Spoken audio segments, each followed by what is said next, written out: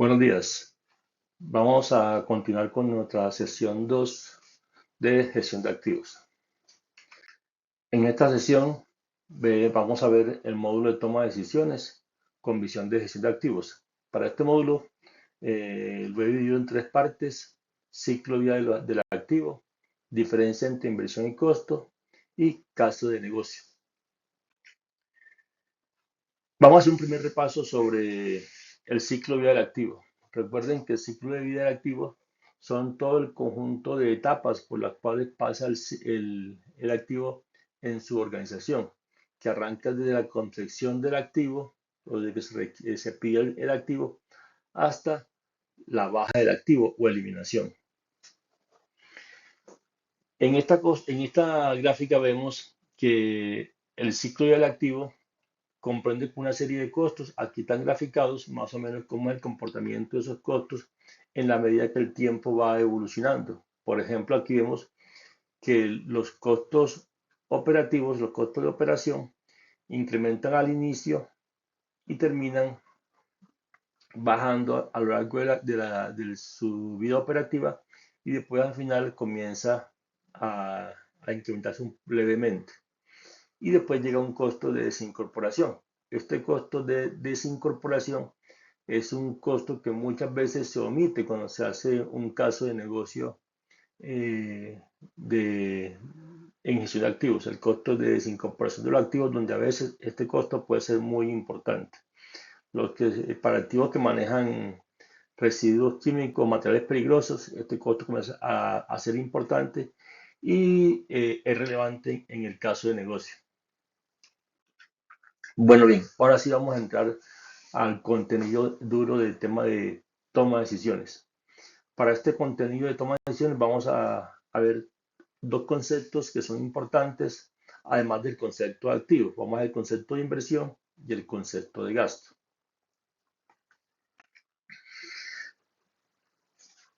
Comencemos por acá. Ustedes saben que en una organización nosotros recibimos unos ingresos operacionales, ¿cierto? Nosotros recibimos unos ingresos operacionales producto de unos costos de un reconocimiento de anualidad o por mantenimiento de los activos que tenemos.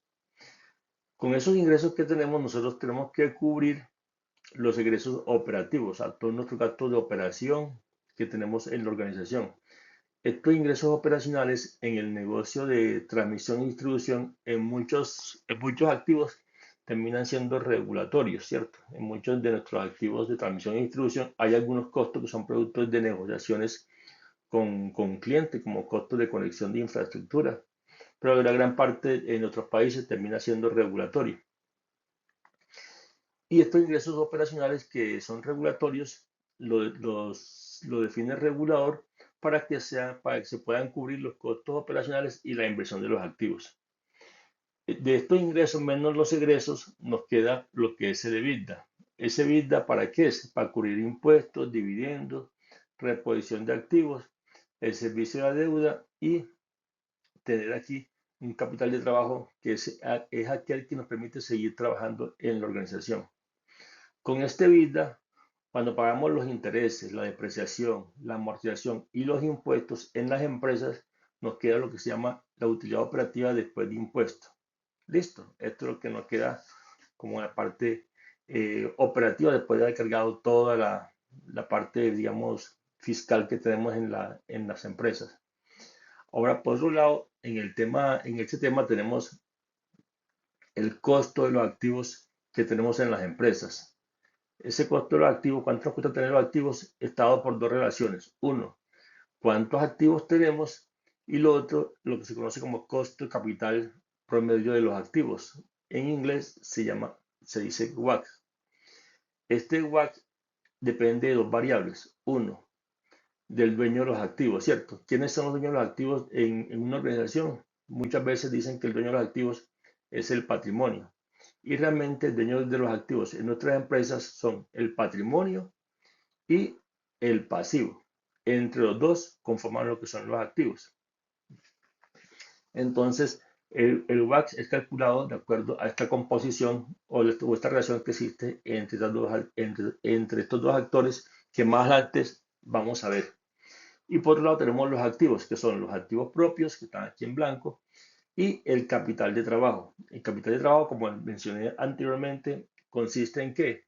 Consiste en aquel capital que requerido para que la empresa siga trabajando. Por ejemplo, en una empresa de distribución de energía, nosotros vendemos energía eléctrica. Esa energía eléctrica que hoy se vende, nuestros clientes nos terminan pagando 60 o 90 días después de haber sido vendida, en muchos casos, en el mejor de los casos, ¿cierto? Ese tiempo que está ahí de 90 días que nosotros tenemos desde que pagamos unos insumos, que fue la energía que compramos para vender, ese tiempo que queda esa cartera sin recoger se convierte en capital de trabajo. Es un dinero que queda ahí pendiente para poder trabajar. Parte del capital de trabajo también son los inventarios. Un inventario que tenemos nosotros también, entre más inventario tenemos más capital de trabajo, ¿cierto? Bueno, entendido esto, vamos para la siguiente parte. ¿Qué es el activo? Pues el activo es una representación financiera de un recurso obtenido cuyo objeto es tener valor económico, ¿cierto? Y realmente para su uso es de más de un año, ¿cierto? Ejemplo de activos tenemos transformadores, los interruptores, un circuito de distribución o un centro de control. Volviendo al tema de la vez pasada que hablábamos de algunos activos que no son duros como estos de acá arriba, sino el centro de control y algunos activos de software pueden ser considerados también activos como tal. Ahora bien, ¿cuándo hay una inversión? Entonces aquí tenemos cuatro conceptos que nos dicen cuándo podemos tener una inversión en una organización. Dice, las erogaciones se consideran inversión cuando, uno, son para cambiar un activo por otro. O sea, lógico, si yo tengo un transformador que está dañado y lo voy a cambiar por uno nuevo, cada vez que yo cambie ese transformador de potencia, es considerado una inversión o un transformador de distribución. Si el transformador de distribución está concebido inicialmente como un activo. Dos, cuando se realizan, cuando se realizan erogaciones para aumentar la vida útil de un activo. Ejemplo, un overholding de un interruptor. O sea, si yo tengo un interruptor que tiene una vida útil de 25 o 30 años y llegando al final de su vida útil, yo decido hacer un overhaul de tal forma de alargar la vida útil de ese interruptor de 35, de 25, 30 años a pasarla a 50 años, esa erogación que hago en este momento se considera una inversión. Otra, cuando se realizan para aumentar los ingresos. Un ejemplo de eso es cuando yo tengo un circuito que tiene una capacidad definida de 100 megavatios, por decir así, y decido hacer una repotenciación para aumentar esa capacidad a 150 megavatios. Y ojo, quiere decir que cuando yo aumento la capacidad de ese circuito, mi cliente, ya sea el Estado, el mercado o un cliente particular de conexión, me va a pagar por esa capacidad. Entonces, si bien puede que no aumente la vida útil del activo, pero si aumenta la capacidad y el cliente paga una mayor remuneración, entonces es considerado inversión. Y finalmente, cuando se realiza erogaciones para optimizar los gastos y costos. Aquí tenemos el ejemplo de un sistema de monitoreo en línea de interruptores. Si monto un sistema de monitoreo en línea y con eso demuestro que yo gasto menos en mis actividades de inspección o mantenimientos preventivos, esa erogación que hago sobre ese activo que es el interruptor, la puedo considerar inversión como tal. Ahora bien, veamos cómo se ve esto gráficamente. Entonces, cuando nosotros compramos un activo, aquí lo tenemos, hacemos una inversión con la compra del activo. Es una inversión que está con la línea roja.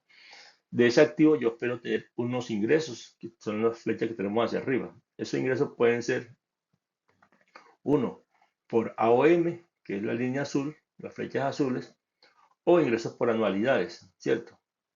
Que es la línea verde. Entonces, estos son los ingresos. O pueden ser ingresos producto de un solo contrato que yo tenga con un cliente, que es una sola flechita de un solo color, ¿cierto? Que es un contrato que yo acordé con mi cliente, me va a pagar tantos pesos, tantos dólares durante cierto tiempo, mensualmente, por ese activo. Inversión e ingresos. Pero para sostener nuestros activos durante toda su vida útil, yo tengo que hacer unos mantenimientos, ¿cierto? que son estas flechitas grises que tenemos acá, los mantenimientos. Y como ven en el gráfico, hay flechitas pequeñas y unas flechas más grandes. Cosa que quiere decir que yo tengo mantenimientos que son más baratos y unos que son más costosos.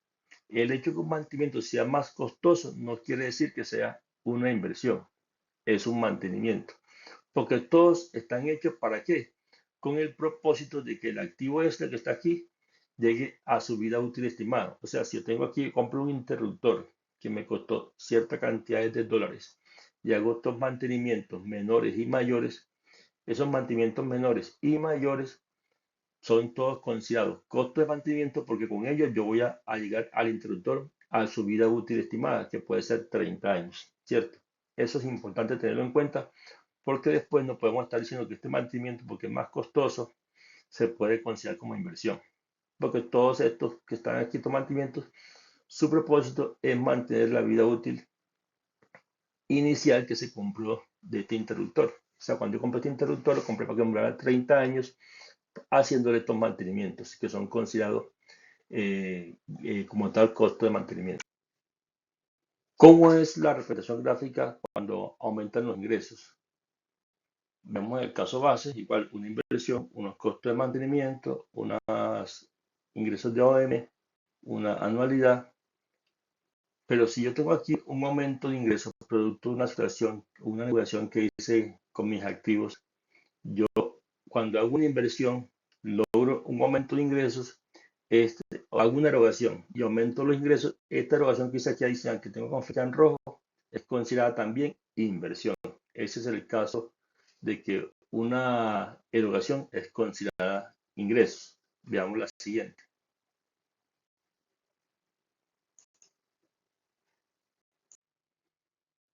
Aumento de vida útil. Aquí tenemos una erogación inicial que fue una inversión de un activo que compramos que tuvo su mantenimiento, su ingreso de mantenimiento, sus anualidades, pero yo aquí decidí hacer una erogación antes del final, la cual esta es la final de vida útil, yo hago la erogación por acá antes del final y logro aumentar la vida útil de ese activo. Aquí la erogación la pinté, digamos, varios periodos antes del final, porque muchas veces estas erogaciones que yo hago aquí antes de la vida útil hay que hacerlas de esta forma porque es el momento oportuno técnicamente para poder yo conseguir este aumento de vida útil. Si la erogación yo la hago aquí al final de la vida útil, posiblemente este activo que quiero recuperar ya no logro recuperar esa extensión, entonces ya no es tiempo oportuno. Por eso la pinté a propósito lejos del final de la vida útil. Entonces, cuando hago una erogación que logro aumentar la vida útil del activo, cuyo fin era por acá, es considerada inversión. Como les conté, un ejemplo, un valor de interruptores de 25 a 40 años. Reducción de costo. Aquí tenemos otro caso en el cual yo hago una erogación que tiene un impacto directamente en el comportamiento, los costos de operación y mantenimiento del activo, ¿cierto? Entonces aquí mira una tendencia y después de esta erogación, estos costos se me bajaron. Entonces quiere decir que esta erogación que hice aquí es considerada inversión, ¿cierto? Conservo el mismo comportamiento de vida útil, conservo los mismos ingresos, entonces esta erogación es inversión por cambio de los costos. Un ejemplo de esto es cuando yo instalo reconectadores en un circuito de distribución, en el cual con la instalación de los reconectadores yo logro cambiar o reducir los costos de mi cuadrilla encargada de hacer la operación y mantenimiento de mi circuito. Ahora bien, ¿cómo se ve reflejado esto en mi contabilidad? Yo compro un activo, ¿cierto? Que comienza con un valor contable inicial de la inversión al 100%. En la medida que pasa el tiempo, estos activos comienzan a depreciar en línea recta generalmente hasta el final de su vida útil, cuando ya llega a cero. Cuando yo hago un cambio de una parte que es considerada inversión, ¿qué pasa? El activo, hay que descontar del activo cuánto vale esa parte de ese activo que voy a quitar, que voy a intervenir, quito la parte que vale un pedacito y le coloco el nuevo valor de lo que realmente me costó esa nueva parte, ¿cierto?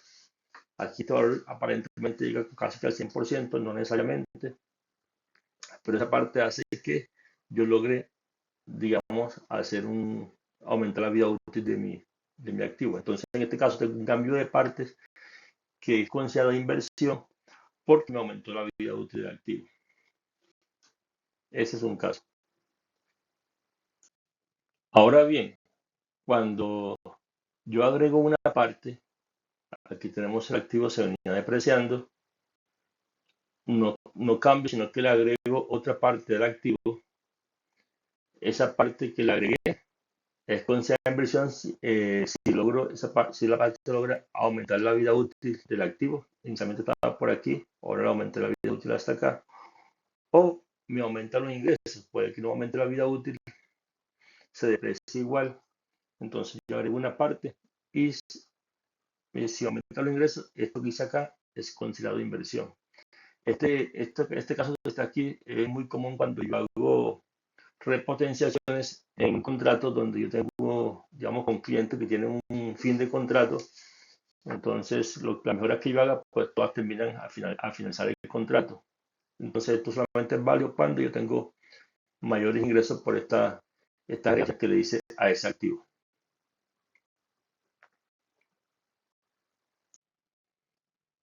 Este caso que tenemos aquí, básicamente tenemos un activo, digamos que está en mi transformador falló,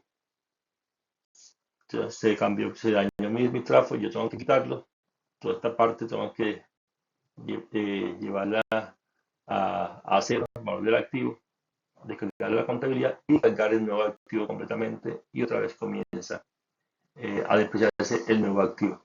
En este caso vimos que fue un cambio total del activo, no es el cambio de una parte, sino realmente es el cambio total de un activo.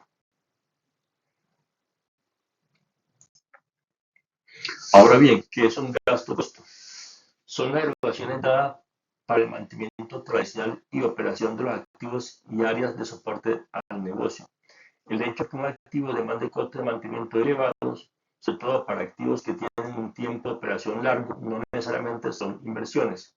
Esto es importante, recuerden que les dije que no todo, porque un mantenimiento sea mayor, un costo alto, tiene que ser inversión. Ese mantenimiento mayor está incluido en la base inicial del caso de negocio de ese activo o de esa empresa o de ese conjunto de activos, ese costo que está incluido de mantenimiento sigue siendo un costo de mantenimiento y no una inversión. Es importante eso porque a veces desde el punto de vista de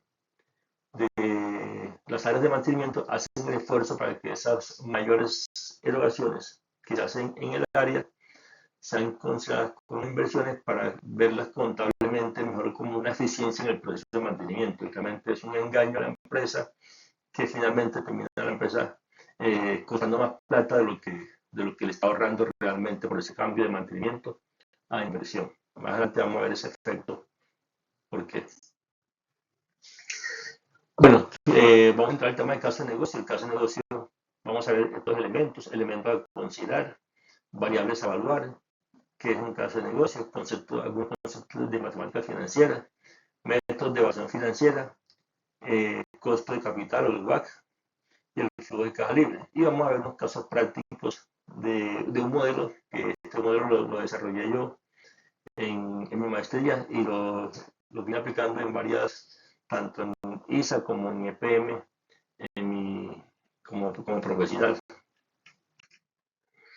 ¿Para qué un caso de negocio? Uno, describir la existencia de una oportunidad de negocio, determinar el valor agregado implícito en la oportunidad, definir la viabilidad de ejecutar el proyecto en términos de oportunidad, rentabilidad y disponibilidad de los recursos, definir y articular la forma en que el equipo de trabajo ejecutará el plan de acción encaminado a aprovechamiento de la oportunidad, facilitar la financiación del proyecto, tener claridad de cuándo pagar o retirarse. Esto es importante en un caso de negocio. Muchas veces nosotros nos montamos en un proyecto y el proyecto queremos que se ejecute porque ya inició. Y realmente el caso de negocio le puede decir a uno, venga, sabe que ese proyecto ya es mejor retirarse porque ese proyecto lo que va a dar es más pérdidas si seguimos adelante. Facilitar el seguimiento al proyecto también. Esto es importante porque a veces los proyectos se hacen y se toma la decisión del caso de negocio, se aprobó y en la ejecución no sale seguimiento. Este seguimiento es importante porque es inclusive que nos permite darnos cuenta de seguir operar un negocio o hacer cambios en el proceso. Elementos a considerar en caso de negocio. Todo egreso debe ser evaluado, ya sea inversión, costo o gasto. Este es un concepto también que a mí me causó curiosidad. Cuando inicié el tema nosotros hablamos de caso de negocio solamente para los proyectos de inversión y que eran costosos. Justamente por acá con una reunión que tuvimos con Hidroquebec, por allá en el año 2000, ellos me enseñaron, ¿no?, que toda decisión, todo peso, todo dólar que sale de nuestra empresa debe ser regulado con un caso de negocio. Entonces nosotros nos ponemos la mano en la cabeza y decimos, ¿cómo así? Entonces yo voy a comprar un lápiz, entonces un caso de negocio. Y sí, todo tiene caso de negocio. Lo que sí es que los casos de negocio son diferentes. Entonces ya es una forma de decir, listo, venga, el caso de negocio más complejo y el caso de negocio más triviales. Pero todo debe ser evaluado como un caso de negocio. Espero que esto ustedes lo tengan pendiente y se lo lleven como un punto de este curso, porque realmente me parece lo más valioso que aprendí desde el año 2000 con esta gente de Hidroquebec. Segundo, la evaluación se debe realizar en todas las etapas del ciclo de vida del proyecto o de los activos. Entonces no solamente cuando yo voy a comprar el activo. Yo tengo que hacer negocio en la planeación cuando compro el activo. Tengo que hacer negocio en el diseño. Cuando yo voy a hacer modificación en el diseño, yo debo verificar que cuánto esas modificaciones en el diseño me están agregando o deteriorando valor del caso de negocio. Es importante. E inclusive en la baja del activo. Cuando yo la baja de un activo, también tengo que hacer caso de negocio. ¿Cómo es la mejor forma de dar la baja de un activo? La evaluación siempre debe ser realizada considerando todo el ciclo de activo. Entonces, cuando estoy en diseño, en el caso de negocio, si bien yo arranqué mi operación, ese es mi insumo, en diseño y algunas modificaciones, hago el caso de negocio y también considerar todos los impactos en el diseño en todas las etapas futuras del activo, hasta la baja. Y aquí no olvidar que desinvertir también se puede evaluar. O sea, cuando hago un caso de negocio de un proyecto, de un mantenimiento, de un overhaul, de un equipo o de una repotenciación de un circuito, una opción es no seguir con el circuito, ¿cierto? Entonces, esa opción también es una alternativa a la hora de hacer el caso de negocio. Muchas veces nosotros nunca consideramos dar un paso atrás y esa opción también es importante tenerla en cuenta. Nosotros hicimos unos casos de negocio donde, en mi época cuando estuve en ISA, donde le mostramos al regulador que para la empresa, de acuerdo a la normatividad que estaba sacando en ese entonces, era mejor retirarnos del negocio de ciertos activos que contraer con ellos, porque realmente esa normatividad estaba invitando básicamente al abandono de ciertos tipos de activos. Ahí, digamos, en esas interacciones que tuvimos con el regulador, se logró demostrarle que no era viable para el sector ese tipo de regulación, porque lo que incentivaba era abandonarse a cierto tipo de usuarios. Entonces recuerden que desinvertir es una alternativa. Elementos a hablar en el caso de negocio. Aquí tenemos unos elementos que me parecen claves a tener en cuenta cuando hacemos un caso de negocio. Uno, el alineamiento estratégico de lo que estamos evaluando. Este es el primero que me parece supremamente importante. Siempre lo que estamos haciendo debe estar alineado a los objetivos estratégicos del negocio. Entonces, recuerden cuando vimos el tema del módulo 1, cuando hablamos de gestión de activos, nosotros arrancamos del alineamiento estratégico de la empresa, entonces debemos partir de allá. Puede que no tengamos un payout hoy en nuestras empresas, pero sí tenemos un direccionamiento estratégico. Entonces, todas las decisiones que nosotros hagamos deben estar apuntando a ese alineamiento estratégico.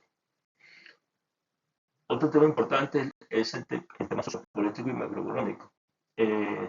Para nosotros, digamos, en Colombia, ustedes conocen que en el tema sociopolítico hay ciertas regiones que tienen ciertas dificultades.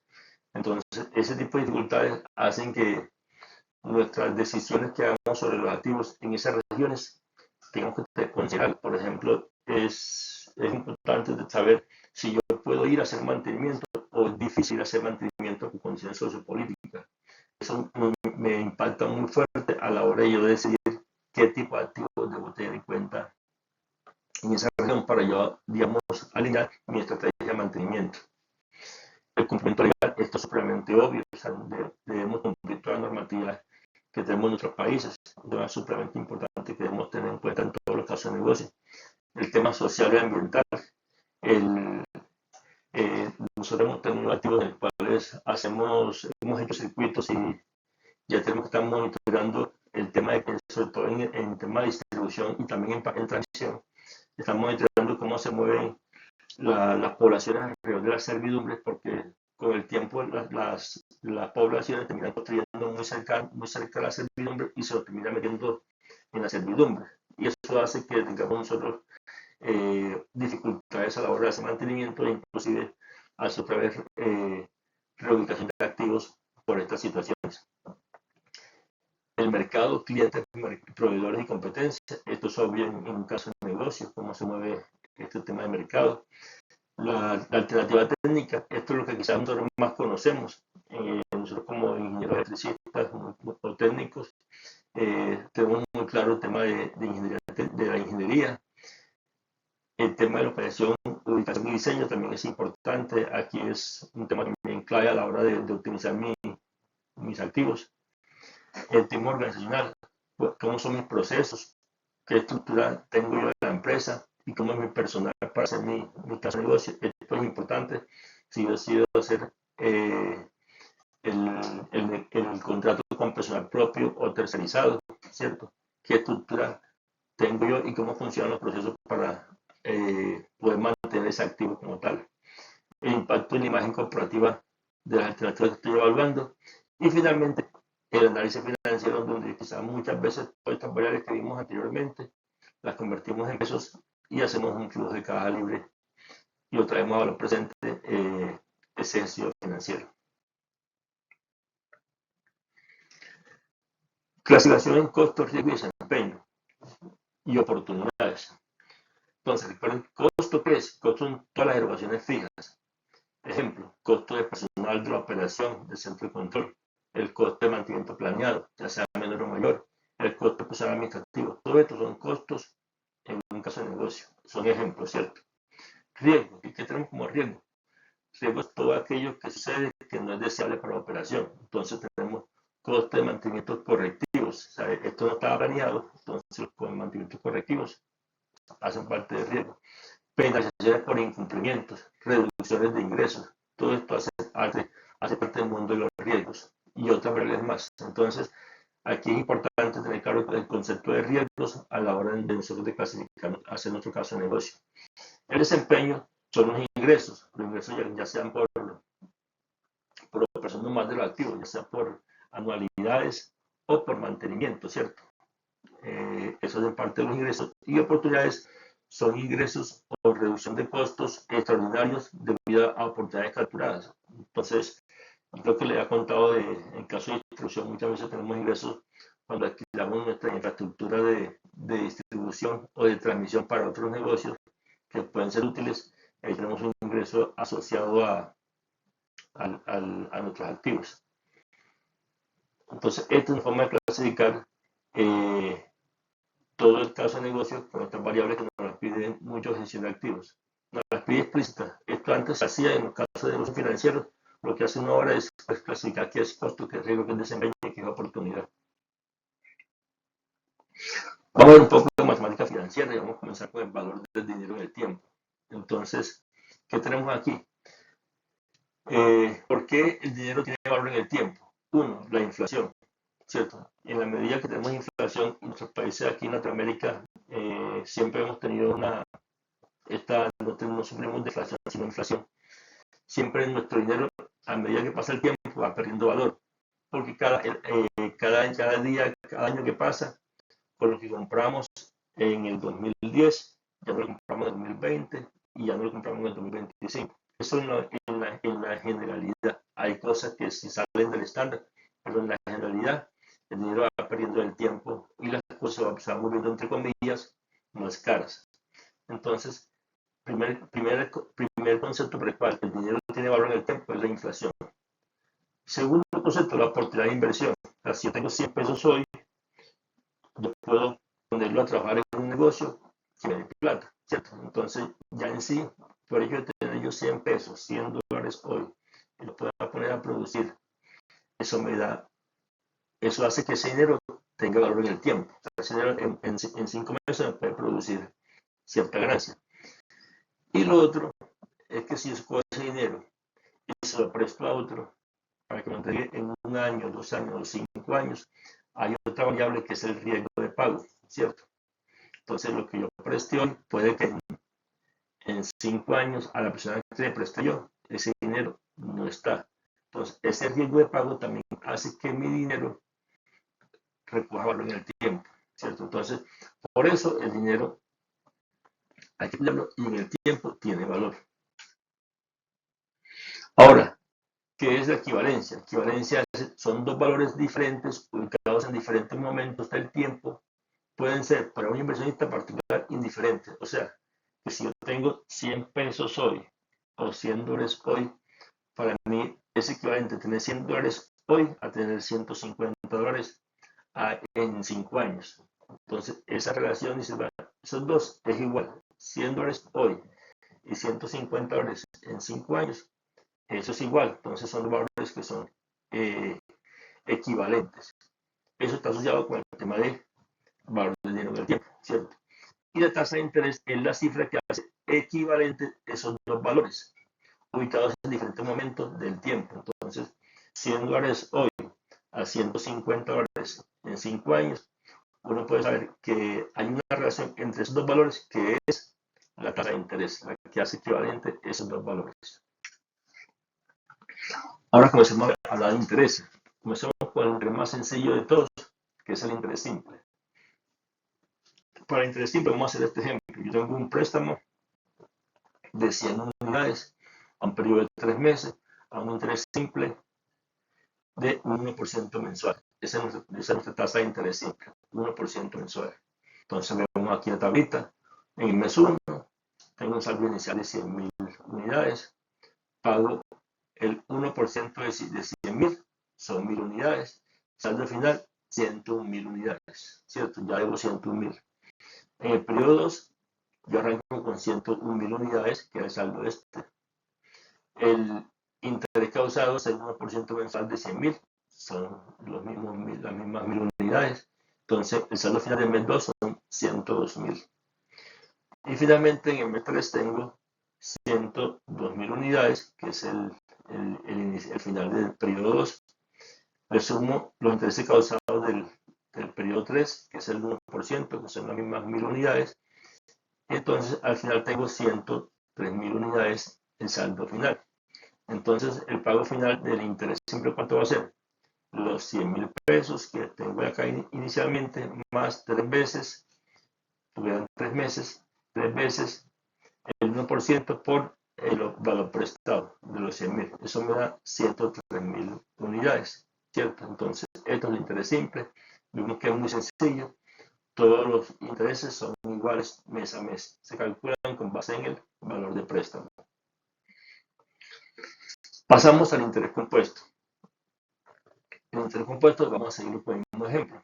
Tengo un préstamo de 100 unidades, pago a 3 meses con una tasa de interés compuesto del 1% mensual. Entonces arrancamos, saldo inicial 100.000, interés causado el primer mes 1.000 pesos, saldo final 101.000 pesos.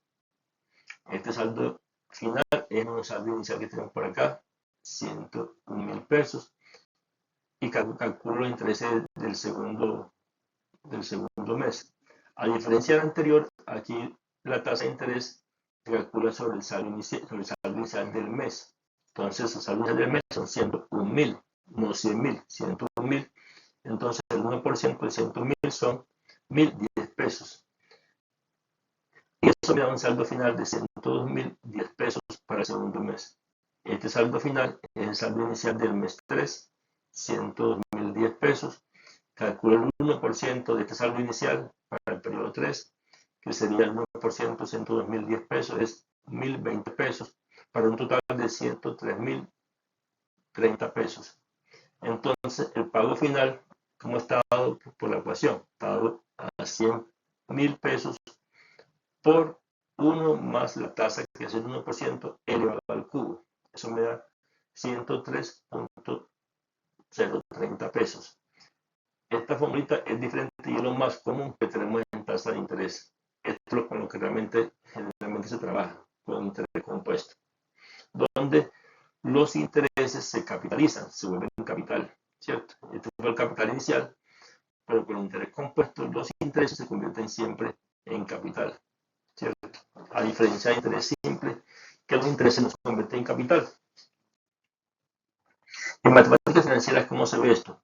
Uno dice que un valor futuro, dado aquí como una F, es igual al valor presente por 1 más la tasa elevado al número de periodos que yo voy a diferir ese préstamo, ¿cierto? Y esta formulita está para cuando yo quiero, a partir de un préstamo o de una inversión, yo quiero saber cuánto debe ser el pago anual o mensual, pero un pago constante durante muchos periodos con base en una tasa de interés y en un tiempo determinado. Entonces yo tengo una anualidad que es igual a valor presente multiplicado por esta relación de tasa de interés y periodos en los cuales yo espero yo recuperar la deuda o la inversión. Veamos ahora el interés nominal. ¿Qué es el interés nominal? Es una simple tasa de interés de referencia a partir de la cual, y dependiendo de la condición de capitalización, se obtiene una tasa efectiva. Esta tasa, pues, como dice por aquí, distrae a los incautos. Muchas veces a uno le muestra una tasa nominal de un 12%, de un 30%, y resulta que uno está pagando algo diferente. El periodo de capitalización, dice, determina el momento de la liquidación o causación de los intereses, independiente de que paguen o no. Entonces, esa es la verdadera tasa de interés que se obtiene de una inversión o que se incurre en un préstamo. Eso es el interés efectivo. Entonces, aquí dice que el interés efectivo va a ser igual a 1 más R. ¿R qué es? La tasa nominal del periodo en cuestión, dividido entre T. T es el número de periodos de capitalización en el periodo en cuestión, sobre T menos 1. Entonces, veamos un ejemplo acá. Aquí tenemos, vamos a coger el de 12 acá, tengo una tasa de interés nominal del 12%, donde dice que hay que pagar, los intereses se capitalizan mensualmente. O sea, yo tengo 12 periodos, 12 meses en el año. Mensualmente tengo una tasa de 12% nominal. T va a ser igual a 12. Entonces tengo aquí 12% entre 12 elevado a la 12 menos 1. Eso me da una tasa efectiva real de 12,683. Igualmente acá abajo. Si tengo una tasa nominal del 30%, pagará mensualmente, donde tengo 12 meses en el año, entonces esa tasa del 30% se me convierte en ¿cuánto? En 34,486%. Como les dije, esta tasa es una tasa que muchas veces se presenta muchas veces en publicidad, una tasa nominal, pero realmente lo que hace uno es distraerlo y uno para poder comparar tasas entre diferentes alternativas, uno siempre debe compararlas en tasas efectivas o interés efectivo, ¿cierto? Para no tener complicaciones y no confundir ahí peras con manzanas. ¿Qué es interés anticipado? Es cuando el interés se paga por anticipado. O sea, que si a mí yo presto 100.000 pesos y me cobran un interés anticipado del 10%, al momento del préstamo yo no recibo los 100.000, yo recibo 90.000. Entonces, eso hace que mi tasa de interés sea supremamente más elevada que todas las anteriores. Veamos el ejemplo. Un préstamo de 100.000 pesos a un periodo de un año con tasa de 36% anual liquidada trimestralmente. Entonces aquí vemos préstamo real. Aquí está 100.000 pesos. El préstamo que dice que nos ofrecieron, está entre comillas. Saldo inicial 100.000 pesos. Intereses anticipados 9.000 pesos. Saldo final 91.000. Este saldo final está entre comillas porque realmente no es el saldo final. Realmente cuando yo arranco el préstamo me entregan 91.000, nunca me entregaron los 100.000, me entregaron 92.000, ¿cierto? Y así todos los meses.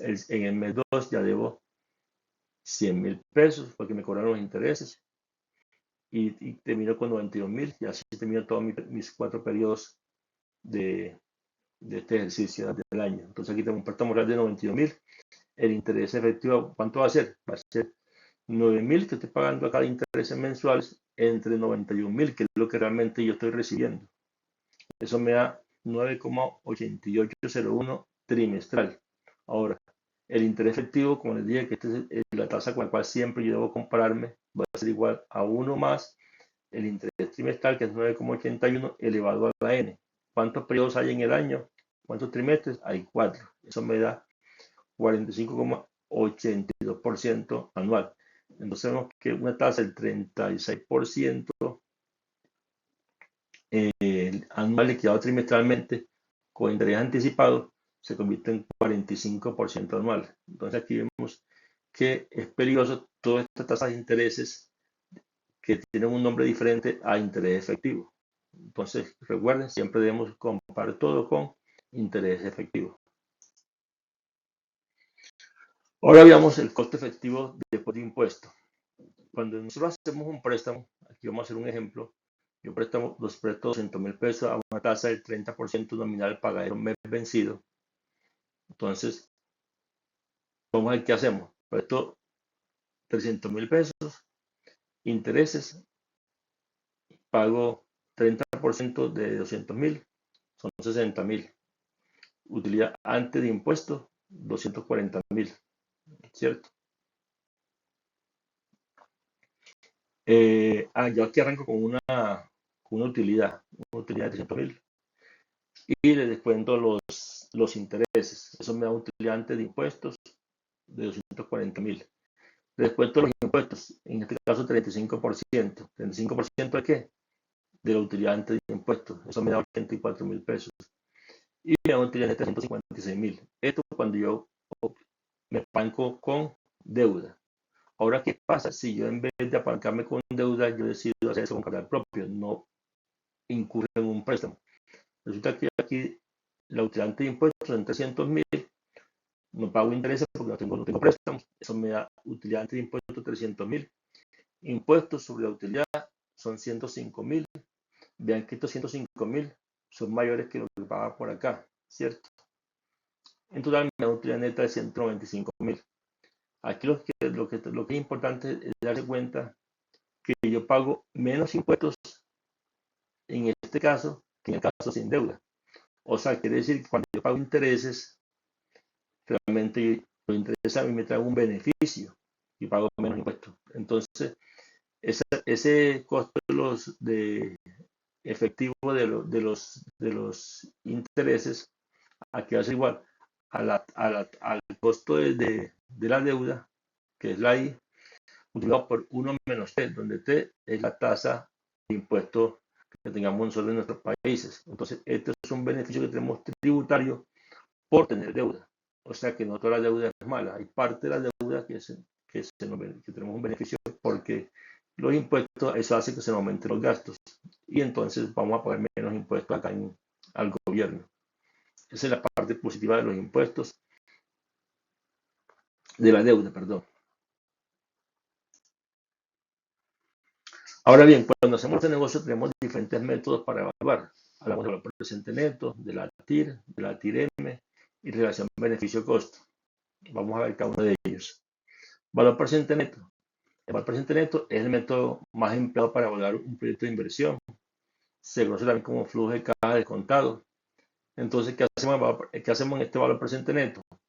Calculamos la inversión, le sumamos todos los ingresos, lo traemos a valor presente con la formulita financiera que vimos anteriormente, le descontamos todos los ingresos traídos a valor presente con la formulita que vimos anteriormente y todo el valor presente me da un valor. Este método pone el dinero de hoy, tanto los futuros, a un sitio. Generalmente todos lo traemos al valor presente que estamos hoy. Y ahí podemos tomar decisiones. ¿Cómo son las decisiones? Entonces tenemos, si el valor presente neto es mayor que cero, O sea, quiere decir que la rentabilidad es mayor que nuestra tasa de descuento. O sea, se acepta el proyecto. Si el valor presente neto es igual a cero, quiere decir que nuestra rentabilidad es igual a tasa de descuento del proyecto. Y entonces es indiferente la decisión. Y si el valor presente neto es menor que cero, la rentabilidad es menor que la tasa de descuento, entonces se rechaza la inversión. Esta rentabilidad es la rentabilidad del proyecto, ¿cierto? O del activo. Clave, tasa de descuento para traer a valor presente neto en el flujo de caja. Entonces, la tasa de descuento con la cual traemos el valor presente neto realmente es nuestro costo de oportunidad, ¿cierto? Otro concepto que es la tasa interna de retorno, o TIR. ¿Qué hace la TIR? Mide la rentabilidad de una inversión. Y básicamente lo que hace es coger la formulita anterior y lo que hace es igualarla a cero y despejar la tasa. Los resultados del cálculo de la TIR deben ser consistentes con el valor presente neto. O sea, que si una TIR me da mayor que la tasa de descuento, quiere decir que el valor presente neto es mayor que cero. Entonces aquí vemos una relación entre el BPN y la TIR.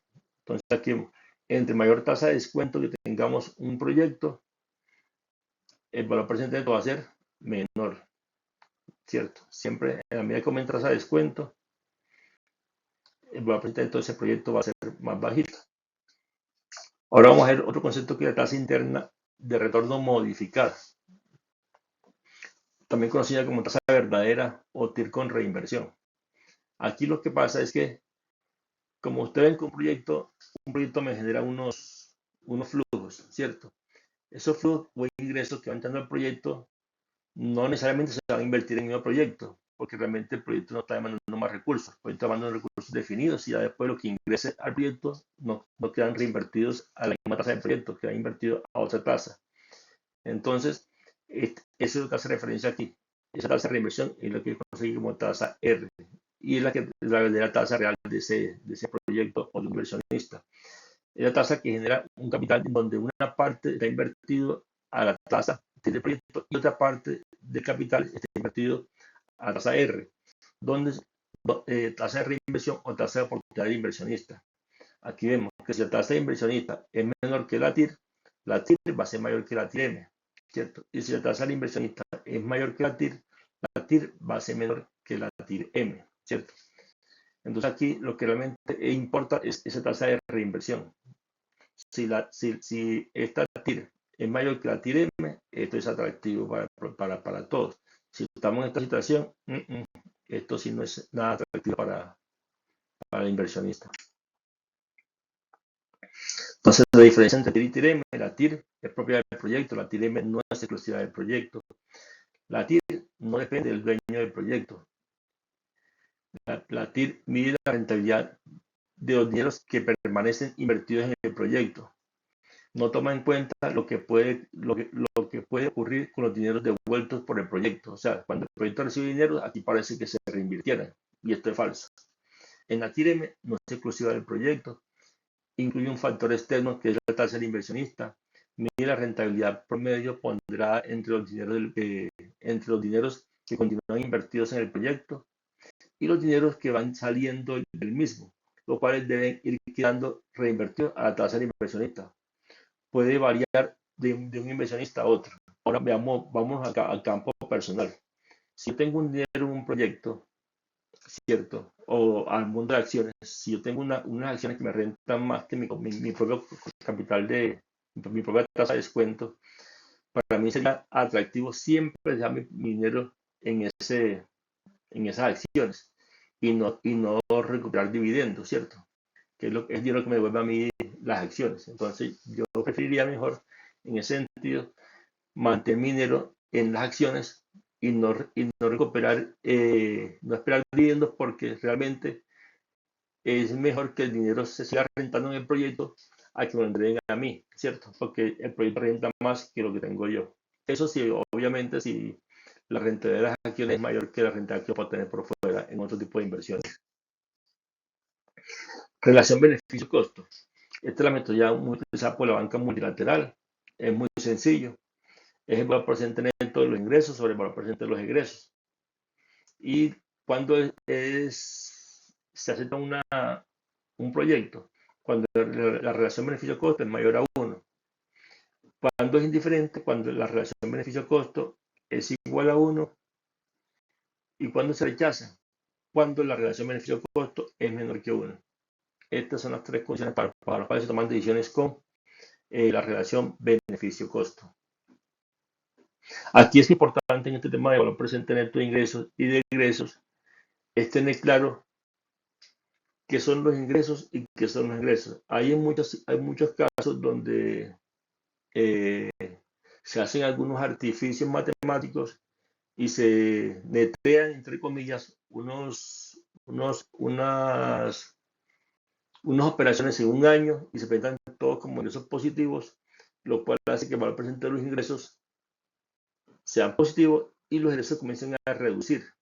Y eso me aumenta mucho la relación beneficio-costo, o sea, comienzo a ocultar egresos por tener mayores ingresos y entonces eso me da algo falso. Por ejemplo, yo tengo un proyecto que tiene vamos a hacer con un solo periodo. Tengo un ingreso de 2 y un costo de 1. Relación beneficio-costo, 2 sobre 1 me da 200%. Ingreso 2, costo 1, 2 sobre 1, 200%. Si yo decido netearlo, digo, 2 menos 1, eso me da 1. Entonces dejo como ingresos 1. Y lo divido entre los costos. Como ya los costos los llevé a 0, entonces lo divido entre 0. 1 sobre 0 me da infinito. Entonces, donde el valor real era 200%, cuando yo neteo, tengo problemas matemáticos y puedo tener relaciones beneficio-costo más altas, como esa que les mostré, que ya me da infinito. Entonces ahí es importante a la hora de hacer ejercicios con beneficio-costo, de tener claridad que son ingresos y que son egresos y no hacer neteos porque traen engaños matemáticos al ejercicio financiero.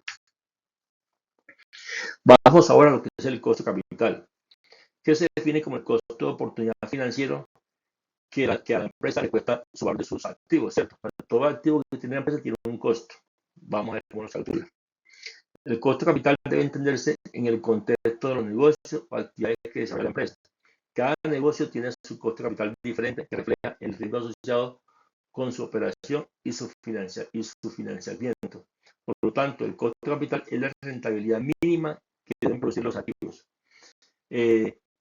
Importante, cada negocio tiene un costo de capital diferente. O sea, el costo de capital de un negocio de transmisión es diferente al costo de capital de un negocio de distribución.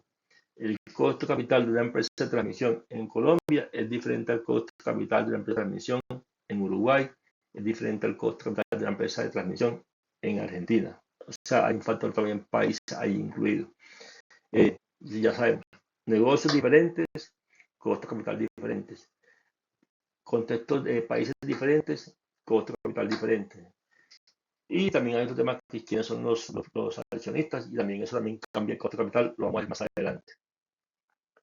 El costo de capital es uno de los temas más complejos en las finanzas empresariales, sobre el cual persiste una gran discusión, no solo porque existen métodos alternativos de cálculo, sino también por las diferentes alternativas de estimación de las variables que lo conforman.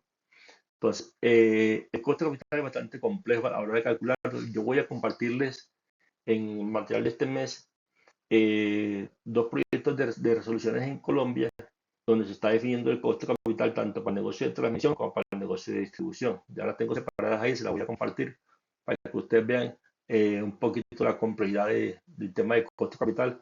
Uno lo que realmente trabaja después es, si uno no es el financiero de la empresa duro en el tema, uno lo que coge es trabajar con ese costo de capital para la toma de decisiones, que está definido ahí. Y ese costo de capital que está definido ahí en la resolución es el costo de capital para la remuneración, porque también hay otro propio en sí de la empresa, que eso sí no es que eso no está regulado, sino que lo define cada empresa por sí sola. La importancia del costo de capital. El costo de capital se utiliza precisamente para los propósitos. Evaluar las decisiones de inversión. Entonces, cuando yo tomo una decisión de inversión, yo comparo contra mi costo de capital. Si mi actividad de proyecto mía es mayor que el costo de capital, entonces el proyecto es bueno. Para evaluar una empresa, venta, capitalización y medición de la rentabilidad. Entonces cuando yo valoro una empresa, yo voy a tener en cuenta el costo de capital a la hora de saber si la empresa cómo está financieramente. para calcular el EVA o la gerencia de valor. Yo les mostré al inicio un diagramita con una separación de donde arrancaba con el EBITDA y le mostraba el costo capital, la multiplicación de la utilidad operativa por el costo, por el costo capital por el WACC me da lo que es el EVA, que es lo que me da el valor agregado del negocio. Y cuando yo cojo el EVA y lo traigo a lo presente todos los EVA de todos los años, eso me da el valor de mercado agregado, lo que es el MDA, ¿cierto? Entonces, el costo capital es para calcular ese EVA, que en esa diapositiva inicial yo se la mostré. No se las expliqué, pero si la mostré estaba arribita y no me caí en cuenta después que no se la había explicado. Y para comparar la tasa de remuneración, caso de transporte y distribución, que como les dije, ahí les tengo el caso colombiano, el estudio que está haciendo hoy el Estado de definir un costo capital para las empresas de transmisión y distribución. Bueno, ¿cómo se calcula el costo capital? Los activos de una empresa se financian recurriendo a dos fuentes, deuda y patrimonio. Recuerden que les dije que los activos de una empresa pertenecen a dos dueños. Unos son lo que se llaman, lo que reconocemos generalmente como los dueños que están metidos en el patrimonio, y el otro, los activos de la empresa pertenecen a la deuda. ¿Cuál de los dos tiene prioridad sobre el pago en una empresa? Tiene prioridad los de la deuda. A la hora de una liquidación, primero se pagan las deudas y si queda plata se les da a los llamados dueños del patrimonio, ¿cierto? Entonces lo que sobra se pasa a los dueños. En ese sentido, lo más lógico es que el costo de capital del patrimonio es mucho más alto que el costo capital de la deuda. Ahora bien, las utilidades operativas de dichos activos, las utilidades operativas que dichos activos produzcan deberán compensar el costo financiero de dicha fuente, ¿cierto? Entonces aquí es clave que cuando que las utilidades de mis activos es para pagar la deuda y pagar el patrimonio. Bueno, este costo capital se calcula ¿cómo? Se calcula con un promedio ponderado de todas las fuentes de esa deuda, ¿cierto? Tanto del patrimonio como de los pasivos de mediano y largo plazo. Vamos a ver cómo es este ejercicio. El costo capital también se le conoce como WACC, como ya les dije inicialmente, iniciales del inglés del término Weighted Average Cost of Capital, costo promedio ponderado de capital. Esta es la sigla que muchas veces y en nuestra literatura, inclusive en español, se conoce más como WACC que como costo capital. Inclusive en el caso colombiano, el regulador habla mucho del WACC y no del costo capital. ¿Cómo se calcula? Aquí tenemos un ejemplo sencillito. Aquí voy a sacar un poco más de pantalla porque ya yo no veo casi.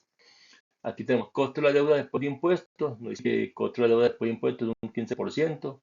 Y tenemos apalancado el 40% del patrimonio de los activos son apalancados con deuda. O sea, 40% de los activos son deuda. O sea que el 60% de los activos es del patrimonio. O sea, los dueños de la empresa, entre comillas, solamente son dueños del 60% de la empresa. El otro 40% pertenece a los acreedores. Y el costo de nuestros accionistas, ellos nos están pidiendo un costo del 20%. Vean que es lógico, en este sentido, que el costo de la deuda es mayor que, perdón, el costo del patrimonio es mayor que el costo de la deuda. Aquí los dueños nos piden el 20%, aquí los acreedores nos piden el 15%, ¿cierto? Entonces, ¿cómo es el costo capital? Aquí tenemos un caso sencillo suponiendo un solo dueño y un solo acreedor. Entonces, aquí tenemos el costo capital sería el 15% por el 40% más el 20% más por el 60%, que es la suma de 40 más 60, es el 100% del valor de los activos. Eso me da un costo de capital del 18%. Este es el costo. Eso quiere decir que cada peso, cada dólar, cada centavo que yo invierto en esta empresa me debe rentar un 1.18 pesos, 1.18 para poder cubrir lo que tengo que pagarle yo a la deuda y lo que tengo que pagarle yo a los llamados dueños del patrimonio de la empresa, ¿cierto? Entonces, por cada peso tengo que rentar 1.18. Si rento menos, quiere decir que no estoy generando el valor a estos señores adecuadamente. Entonces, ¿quién va a perder cierta renta menos? Como la deuda, yo tengo que pagar la deuda como está aquí explícita, la deuda yo le pago su deuda, y el que va a sufrir la pérdida van a ser estos, están acá, los del patrimonio. Si la renta, si la rentabilidad de la empresa, la TIR de la empresa, está en vez de ser 18%, va a ser un 13%, quiere decir que esa pérdida la va a sufrir, toda la va a sufrir el, el patrimonio, porque la deuda terminamos pagándola siempre, porque hay que honrar esa deuda. Ahora veamos el flujo de caja libre. Bueno, este flujo de caja libre, eh, ¿cómo arrancamos aquí? Sencillo. Comenzamos con los ingresos operativos, que en gestión de activos, los ingresos operativos están vistos como desempeño y oportunidades, ¿cierto? Ya sean planeados o no planeados. Son todos ingresos operativos. A esos ingresos operativos le vamos a descontar los costos y gastos operativos. Costos y gastos, ojo, no inversiones, no activos, costos y gastos operativos, que es el OPEX. Lo tenemos como costos y riesgos acá, entonces entra aquí ¿cómo se llama? En los costos operativos, lo descontamos acá.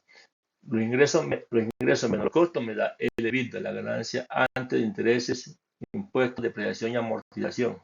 Eso me da el EBITDA. Y a ese EBITDA le vamos a descontar las depreciaciones y amortizaciones de gastos diferidos. Aquí tenemos esas depreciaciones y amortizaciones. Decimos que este es el CAPEX convertido a OPEX. Lo tengo yo aquí como algo que yo he colocado aquí, que ese es un reflejo de cómo yo parte del CAPEX lo convierto a OPEX, que es la depreciación. Entonces, yo mi activo me lo estoy comiendo año a año por el uso o por la disponibilidad, ¿cierto? Yo me lo estoy comiendo y aquí lo voy reflejando aquí los descuentos aquí en el EBITDA, después del EBITDA. Eso me da la utilidad operativa, ¿cierto? De esta utilidad operativa, yo voy a pagar unos impuestos, ¿cierto? Estos impuestos son impuestos que tiene cada país, entonces uno paga los impuestos aquí de utilidad operativa, es un margen de acá arriba de este, y eso me da una utilidad operativa después de impuestos, o WODI. A esta utilidad operativa de impuestos, yo aquí vengo y le sumo las depreciaciones y amortizaciones. ¿Cuáles? Las que acá arriba le descontamos. Importante aquí, como estamos aquí hablando de flujo de caja libre, el flujo de caja es lo que realmente le queda a la empresa. Este flujo de caja libre, las depreciaciones, uno nunca saca plata de la empresa para pagar depreciaciones, ¿cierto? Esto es un artilugio matemático para calcular los impuestos. Y como esto no salió, acá lo volvimos y lo sumamos. Depreciaciones y amortizaciones las sumamos nuevamente y me queda el flujo de caja bruto. ¿Ese flujo de caja bruto para qué es?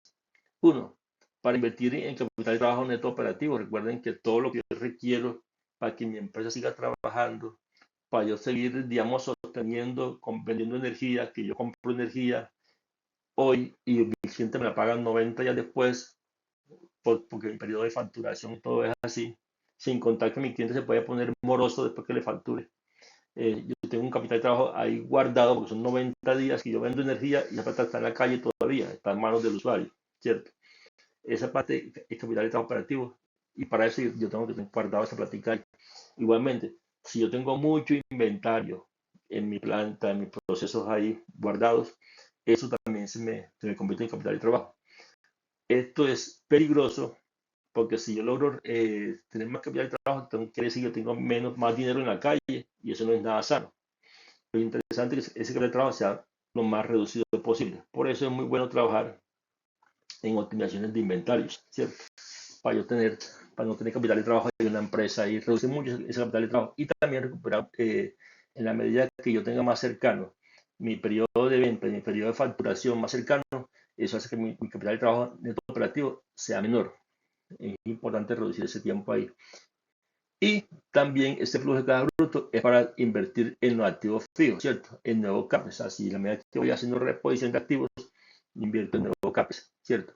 Ahora bien, si yo tengo pues cada un evento que me dañó un activo, que me falló un activo por acá, se me dañó un transformador, me toca cambiarlo, ese daño del transformador que fue un riesgo que me ocurrió, ese riesgo entra aquí como inversión, el daño del transformador, porque es una inversión, ¿cierto?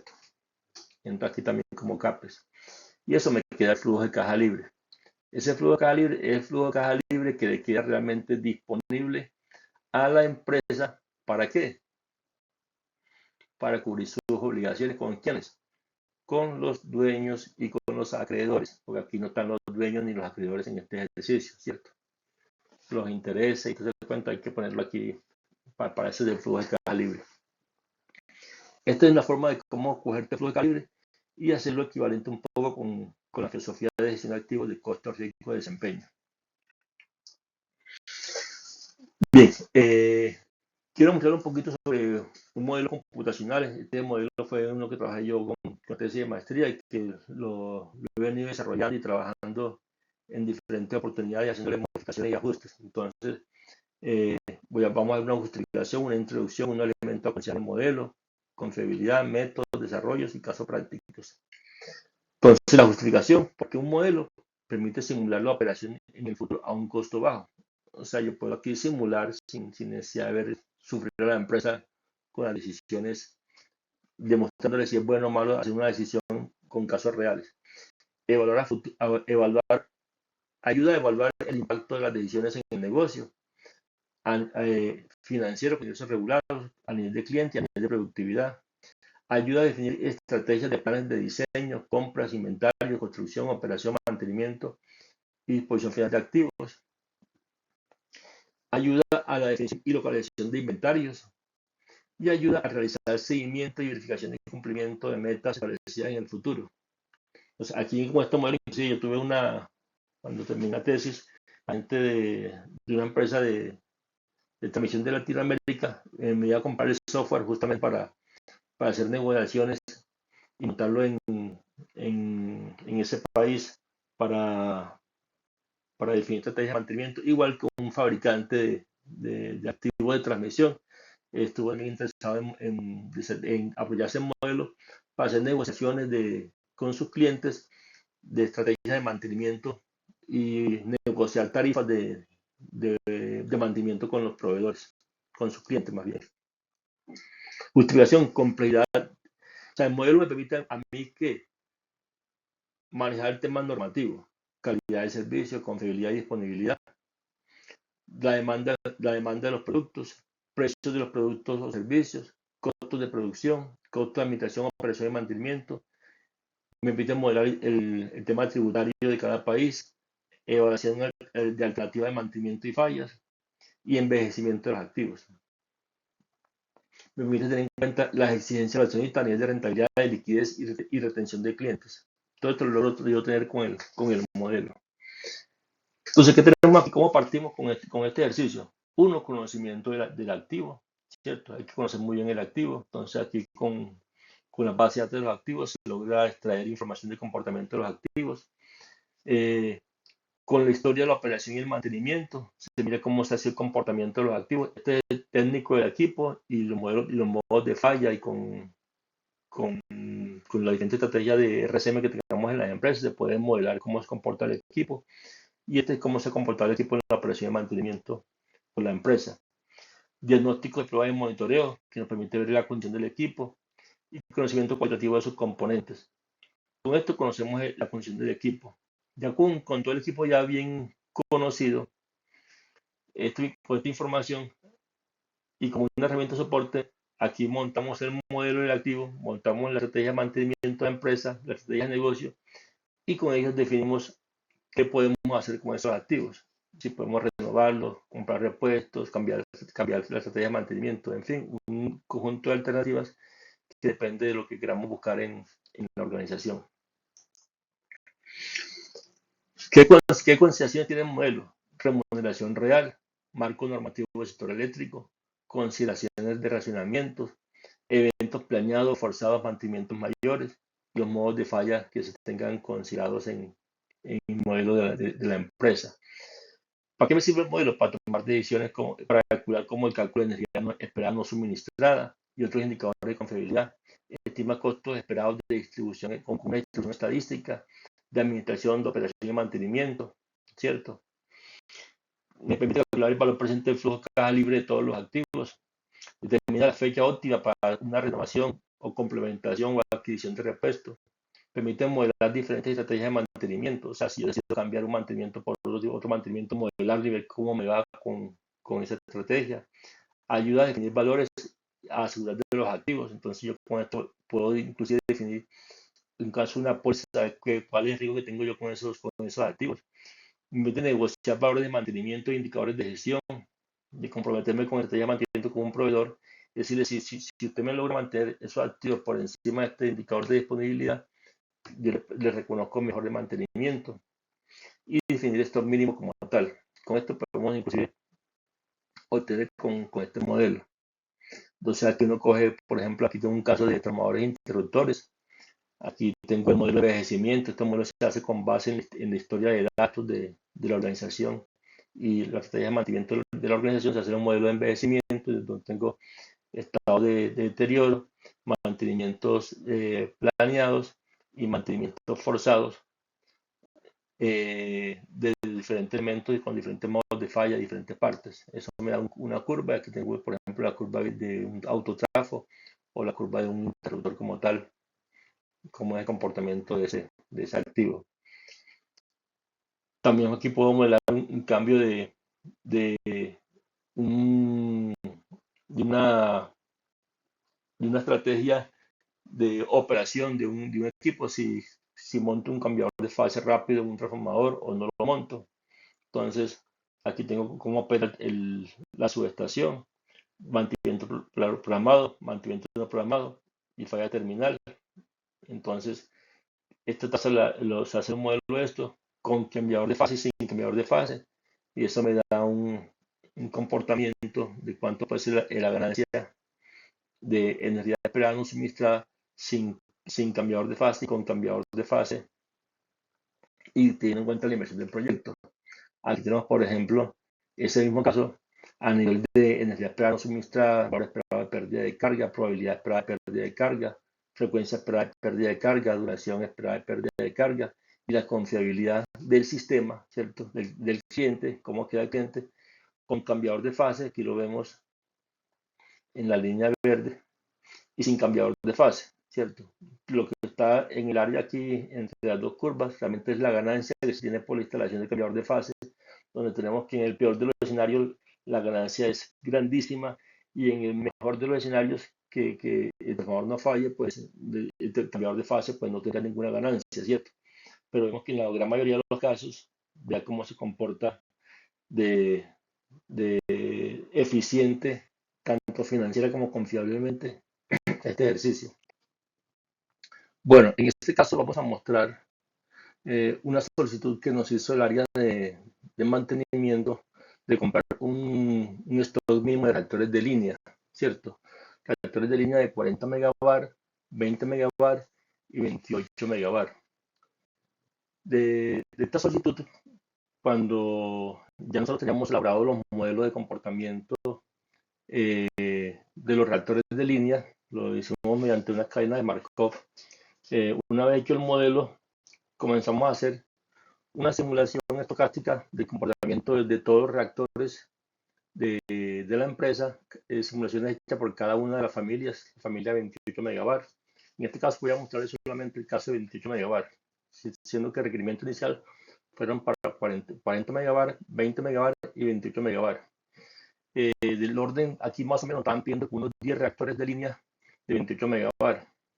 Con el modelo, pues hicimos una simulación por un horizonte de 5 años, encontramos que para el caso de 28 megabar, que es la línea roja que tenemos aquí, encontramos que el único caso que encontramos donde se podrían dar una simultaneidad de tener 5 reactores fallados en el mismo lapso de que se dan repuestos al sistema, el mayor número fue de 5 megabar. Pero no obstante, no todo ocurría al mismo tiempo, ¿cierto? Entonces, con el modelo hicimos una simulación e hicimos una sensibilidad inclusive de cuánto tiempo se demoraba el área de compras en suministrar un reactor. Entonces le colocamos si se demora un año, si se demora 1.5 años, si se demoran 2 años, si se demoran 2.5 años. Y aquí abajo encontramos cuál es la probabilidad de no encontrar un repuesto en caso de una falla en los reactores. Entonces aquí encontramos para el caso de 28 megabar, encontramos, voy a ponerme aquí en la columna que dice 3. Si yo tuviera 3 repuestos en línea, encontraba que si el tiempo de suministro del área de compra es de un año, encontraba un 0.2% solamente los casos donde yo iba a buscar un reactor y el reactor todavía no tenía reactor en el almacén. Para el caso de 1.5 años en reposición, encontraba también un 0.2% de los casos. Para el caso de 2 años, encontraba un 0.3% de los casos y 2.5 años en el tiempo de compra, encontraba una probabilidad de 0.8% de los casos que no considera repuesto. Ahora bien, si yo tuviera 4 repuestos acá de 28 megabar en el almacén, encontraba que en todos los escenarios de compras encontraba repuestos. En este ejercicio inclusive se optó por comprar, si bien vemos que este escenario era en este caso, digamos, muy optimista, que realmente muy poquito los casos, y inclusive aquí lo marcamos con código de colores, un código rojo como un 5, mayor a 5% de los casos, en amarillo mayor a 0 y en verde 0. Entonces, si bien aquí en amarillo encontramos muy poquitos casos con 3 repuestos, la decisión que tomamos como organización en ese entonces fue comprar 4 repuestos y con eso teníamos una tranquilidad que en todos los casos cuando fallaran los, los reactores se podía ir al almacén y conseguir. Si bien aquí vemos que 5 años se podíamos encontrar 5 repuestos más o menos fallados en ese horizonte, el tiempo de falla del primer reactor y el tiempo de falla del último reactor, encontramos que conseguíamos que cuando falla el primer reactor, se retira el repuesto, se lanza la compra porque esto mínimo quedan 4 y cuando falle por quinta vez ese reactor, ya el repuesto que se dio primero ya estaba en el almacén, entonces no necesitamos comprar un quinto reactor. Y así lo hicimos para todos los escenarios, para todas las capacidades de los reactores de línea. Siguiendo con el ejercicio de reactores de 28 megabar, ahora ya bien, sabemos que tenemos 4 repuestos que hemos comprado. Ahora el asunto es dónde colocamos esos 4 repuestos. Entonces hicimos una simulación para definir cuál es la posición estratégica más óptima para tener esos 4 repuestos ubicados. Aquí las subestaciones cada una tenía su nombre y aquí, como podemos ver en la gráfica, encontramos que en la posición A, B, D, F, en la posición, perdón, acá, B, C, D, F, encontramos la localización óptima de los repuestos en estas subestaciones. ¿Con qué? Y el tiempo de respuesta era mínimo de 0 horas, ¿cierto? Esa era la posición adecuada para tener 4 repuestos. Ahora bien, cuando se lleve un repuesto de esta configuración, encontramos otra nueva configuración óptima, que es la CDF, ¿cierto? Y así sucesivamente en la medida que consiguiéramos se nos fueran acabando el repuesto. La posición última era tener si que nos quedamos con su repuesto, era tener el repuesto ubicado en la subestación F. Esto lo conseguimos con qué? Con el modelo de simulación que nos apoyamos, aparte de saber cuánto necesitamos, de aquí también sabemos dónde debemos tenerlo. Ahora también, ¿qué hicimos con este ejercicio? Aquí tenemos los costos asociados a la compra de estos reactores de línea y cuánto nos costaba inclusive el costo de la compra de los reactores y considerando inclusive los costos de transporte de movimiento de esos reactores de acuerdo a su ubicación. Entonces aquí también encontramos cómo era la forma óptima de colocar los reactores incluyendo la variable costo. En este caso nos coincidían los dos escenarios y la decisión era la misma. Plan de reposición de transformadores de 500 kilovoltios. Aquí tenemos, con este mismo modelo que lo mostré inicialmente, logramos construir un plan de reposición de todo el banco de todas las unidades de transformación de 500 kilovoltios que se tenían, tanto los que estaban en operación como los que están en repuesto, ¿cierto? Se logró establecer para cada uno de estas unidades una fecha de reposición que ya incluso hasta el 2040 más o menos.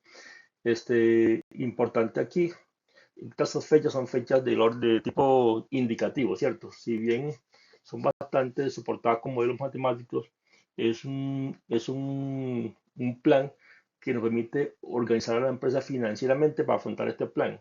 Porque los trabajos, si bien uno tiene estimado una vida remanente de estos equipos, finalmente en el día a día, de acuerdo a la operación del sistema, puede que esta vida disminuya o aumente.